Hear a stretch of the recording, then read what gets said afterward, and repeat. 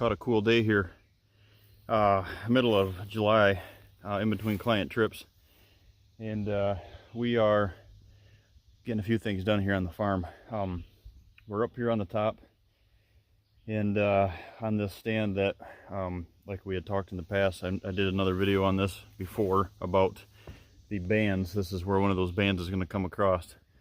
I've got the guy coming with a mulcher this week. It's going from there right across. This, banding this 30-yard band that we talked about, letting this grow back native. But today's video, we are talking about, as you can tell, I'm out of breath. I'm out of shape for farm work. I'm running a manual post hole digger, not this hydraulic stuff you see. That's for smart people.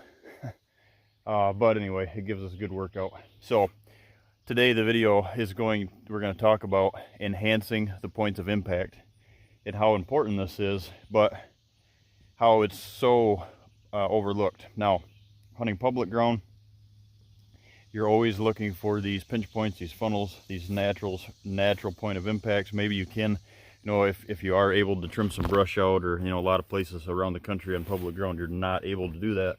But maybe you can move some debris, move a down tree that was already there, cut some limbs off from it, pile it up, something to get deer pinched into a better spot. On private ground, though, that should never be an excuse why that didn't happen, because we have every opportunity in the world to do that. This is one of those spots right here. So what we're going to do is we're not only going to promote this band up across the top of this, but like I said, this is only 35 yards. I did get the stand hung in the maple yesterday. But we're not only going to enhance this band across here, so this is secure. We're also going to do now, I've got, because we were running mineral, is we have the licking branch in the camera right down here, right in the opening of the mulch trail that's going to come up out of that transition through the center of this band. And that is it's a perfect spot for it, but it's about 35 yards from the stand. So what I've elected to do for the future, and we're going to see how this works, but I'm going to pull the deer up here closer to the stand. Now, how I'm going to do that is, I've done this before and it works really good. And I just happened to get lucky in this situation. Sometimes you can find, suspend across. This is obviously 35 yards wide, so we're not going to run a cable across here, nothing to put a licking branch in. It has to look natural. So what I've got is I've got a redbud tree here that there's actually two native scrapes. When I found this spot, there was a native scrape on each side of this, one right there where the licking branch is now, and the other one right across here on this other redbud here. They both had scrapes on them, pretty good sized scrapes. So you can tell that they'd been used for a year on end. Hence one of the reasons I elected, and it's right here in the saddle, and hence one of the reasons that we elected to enhance this. So what I'm going to do is, this is where the creative juices start flowing here. I'm actually going to take that, instead of cutting these limbs off of their licking branch tree that they want to use, which we highly promote doing that. You know what I mean? I always tell everybody, don't go looking for them, but if you trip across one when you're tracking a deer, that's at 75, 100 yards from your tree stand, cut their native licking branches down. It puts more emphasis on your licking branches for that quality inventory. So what I elected to do here, I'm going to come in, I'm going to cut this redbud tree, and it's perfect. It's got a bunch of limbs. I'm going to have to get a little creative about cutting one and tying it in and putting something heavier duty out farther, because it's got some good, in the future it would have been some good up and coming limbs to use, but it's too close to the tree. I want it out here, that 6-8 feet mark, and if I tied it to those limbs would just kind of sag down. So what I'm going to do is I'm going to get creative. So we're going to cut this down. As you can see, the scrapes are right here. We're going to cut this down. We're going to move it out here into the center. What this is it's exactly the point of impact from that. There's a plot down there. There's a plot down here. There's a trail that runs the top of this ridge through the band, and there's another trail that comes out of the mulched transition up across the band and makes a X right here. intersection trail, and it goes right down over, the mulch trail goes right down, back down over here. So what, instead of having it right on the edge, I'm going to pull it out here a little bit, and it's going to look natural because it's a natural tree. Now, I've used other things before. I've used post. I've tied, like I did to the cameras here, you know, I've tied, branches to them, whatever the case is. But I just happened to get lucky on this one here, and it's about the perfect size that a guy can, you know, dig a hole here. And because of the old Kentucky rock down here, it's not very deep, so I'm going to still have to put a fence post next to it to support it, or two, and wire it together so it's not going anywhere. And it'll last for quite a few years. And when the limbs decide to rot and break away, we'll put another one here. In the meantime, this whole band grows up, and we are enhancing the point of impacts. So per my designs, if you're one of the clients that have, you know, over the last couple of years that we've designed these on your properties, and I always, you know, in the handbooks and all this teaching that I do, I always emphasize enhancing the points of impact. This is one of those enhancements that you can do on the point of impact. I'm a big believer, guys, that, like I said, on private ground, anything that you can do to put the odds in your favor, do so. So what I do is I create the transition, so we're teeing into that line of movement from your tree stand location. So from your access, we're teeing into the line of movement, so all your deer movement is left to right.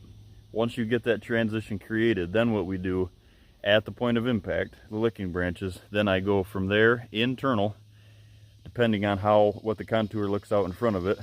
Is